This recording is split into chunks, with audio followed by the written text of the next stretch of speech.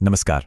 आज 5 जनवरी 2026 की बड़ी खबरों पर नजर डालते हैं। आज का दिन ना काफी दिलचस्प रहा है। स्पोर्ट्स से लेके पॉलिटिक्स और साइंस तक हर जगह कुछ न कुछ बड़ा हुआ है।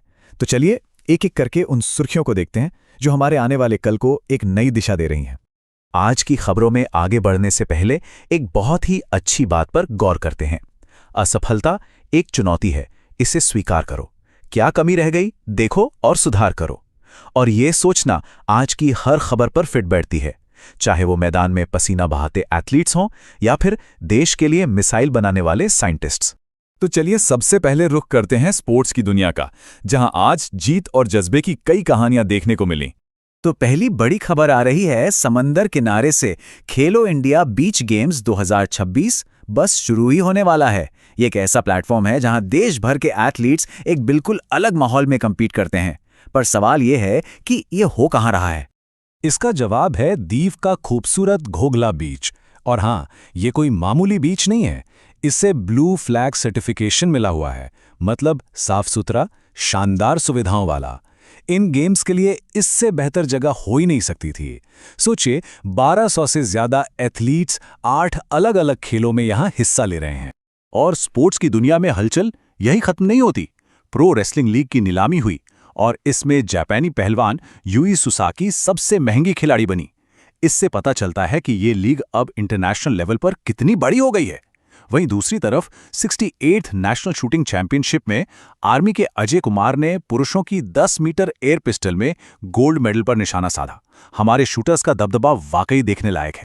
तो जिस तरह खेल में स्ट्रैटेजी जरूरी है, उसी तरह देश चलाने के लिए भी दूर की सोच चाहिए। चलिए अब स्पोर्ट्स से हटकर देश की पॉलिसी और गवर्नेंस पर बात करते हैं, जहां आज कुछ बड़े फैसले लिए गए हैं।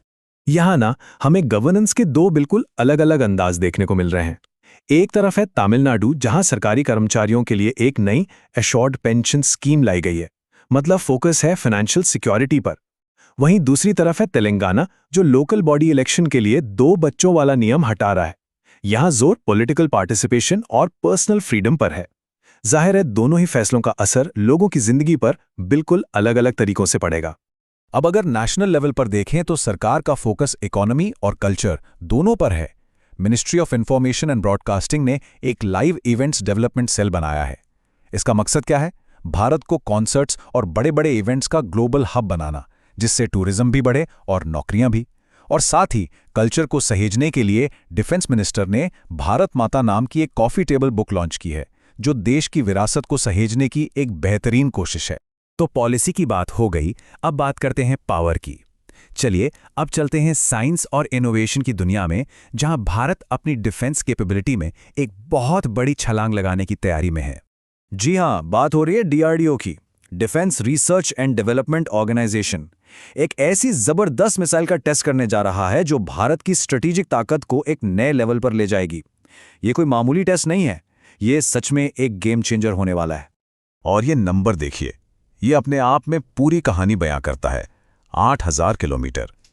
इतनी रेंज का मतलब है कि भारत अब उन चुनिंदा देशों के क्लब में शामिल हो गया है जिनकी पहुंच कई महाद्वीपों तक है।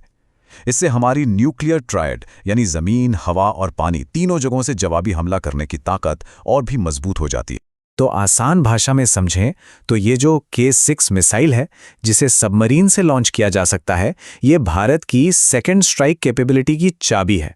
इसका मतलब ये है कि अगर कभी देश पर हमला होता भी है तो भारत समुंदर के नीचे छिपी अपनी पनडुब्बियों से पलटवार कर सकता है। और यही चीज इसे किसी भी दुश्मन के लिए एक बहुत बड़ा डर बनाती है। लेकिन देखिए, इनोवेशन का मतलब सिर्फ बड़ी बड़ी मिसाइलें नहीं होता, ये जमीनी स्तर पर भी होता है। मिलिए असम की 14 साल की आयशी बोरा से।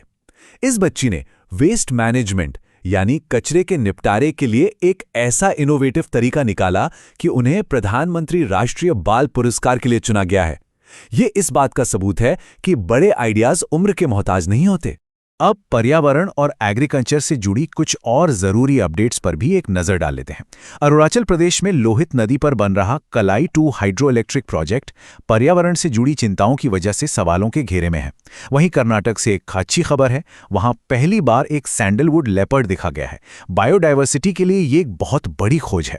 और तेलंगाना के हैदराबाद में एक बहुत ही एडवांस्ड रीसर्कुलेटरी एक्वाकल्चर सिस्टम फैसिलिटी शुरू हुई है, जो सस्टेनेबल फिश फार्मिंग यानी मछली पालन का भविष्य हो सकती है। और आखिर में चलिए देश की सीमाओं से बाहर निकलते हैं और देखते हैं कि दुनिया में क्या चल रहा है और भारत की उसमें क्या भूमिका है, चाहे वो अपनी पुरानी विरासत को दुनिया के सामने रखना हो या फिर आज के जियोपॉलिटिकल हालात पर नजर रखना। नई दिल्ली में एक बहुत ही खास प्रदर्शनी शुरू हुई है। यहाँ भगवान बुद्ध के पवित्र पिपराहवा अवशेषों को रखा गया है। ये एक बहुत ही दुर्लभ मौका है जब इन ऐतिहासिक धरोहरों को आम लोगों के देखने के लिए रखा गया है। ये न सिर्फ भक्तों और इतिहास में दिलचस्पी रखने वालों को खींच रहा है, बल्कि दुनिया को भारत की गहरी बौद्ध विरासत की एक झलक भी दे रहा है।